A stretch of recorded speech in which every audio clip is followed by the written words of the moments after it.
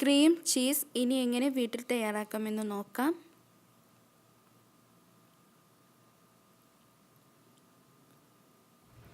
അതിന് വേണ്ടിയിട്ട് 4 ഗ്ലാസ് പാൽ ഞാനിവിടെ പാത്രത്തിലേക്ക് ഒഴിച്ചു കൊടുത്തിട്ടുണ്ട്. ഫ്ലെയിം ഓൺ ചെയ്യാം. 2 ടേബിൾ സ്പൂൺ വിനാഗിരി ഒഴിച്ചു കൊടുക്കുക, അല്ലെങ്കിൽ നാരങ്ങ നീര് ഒഴിച്ചു കൊടുക്കുക. എന്നിട്ടിത് നല്ലപോലെ തിളക്കാനായിട്ട് വെക്കാം.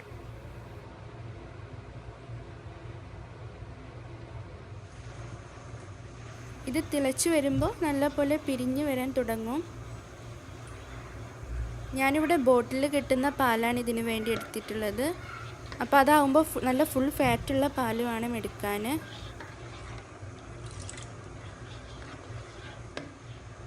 അപ്പോൾ ഇത് ഏകദേശം പിരിഞ്ഞ് തുടങ്ങിയിട്ടുണ്ട്.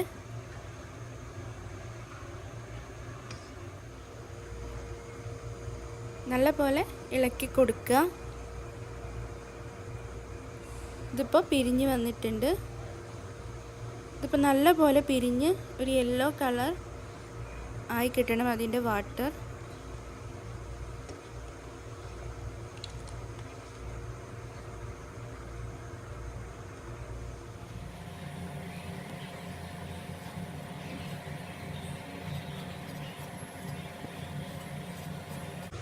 ഇതിപ്പോൾ നല്ലപോലെ ഇവിടെ പിരിഞ്ഞിട്ടുണ്ട്.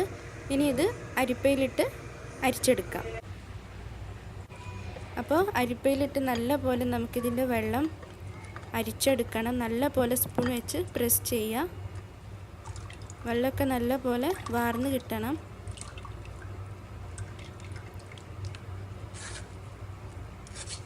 അപ്പോൾ ഇതാണ് നമ്മുടെ ചീസ്.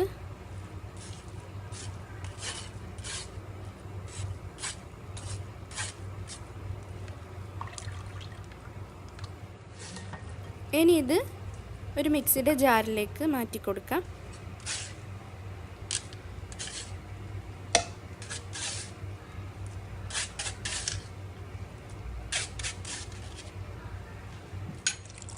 രണ്ട് ടേബിൾ സ്പൂൺ മിൽക്ക് ഒഴിച്ചു കൊടുക്കാം. 1/2 ടീസ്പൂൺ നെയ്യ് അല്ലെങ്കിൽ ബട്ടർ ചേർത്ത് കൊടുത്ത് നല്ലപോലെ 2 മിനിറ്റ് വരെ അടിച്ചെടുക്കാം. ഇതിപ്പോൾ 2 മിനിറ്റ് വരെ ഞാൻ അടിച്ചെടുത്ത് നല്ലപോലെ ക്രീമി ആയിട്ടുണ്ട്. ഒരു ബൗളിലേക്ക് മാറ്റാം. കണ്ടല്ലോ, നല്ല ക്രീമി പോലെ വന്നിട്ടുണ്ട്.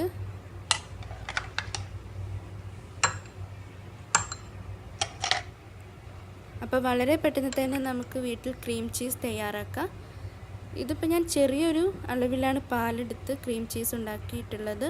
കൂടുതൽ പാലെടുത്ത് നമുക്ക് കൂടുതൽ ക്രീം ചീസ് തയ്യാറാക്കാം.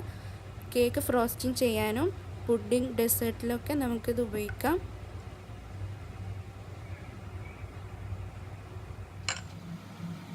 ഇനി ഇത് നമുക്ക് ഒരാഴ്ച വരെ നല്ലപോലെ കവർ ചെയ്തിട്ട് സൂക്ഷിച്ച് വെക്കാം. ഫ്രിഡ്ജിൽ വെച്ച് സൂക്ഷിച്ച് വെക്കാം. വീഡിയോ ഇഷ്ടപ്പെട്ടാൽ ലൈക്ക് ചെയ്യുവാനും ഇതുപോലുള്ള കൂടുതൽ നല്ല വീഡിയോകൾക്കായിട്ട് ചാനൽ ഇപ്പോൾ തന്നെ സബ്സ്ക്രൈബ് ചെയ്യുക.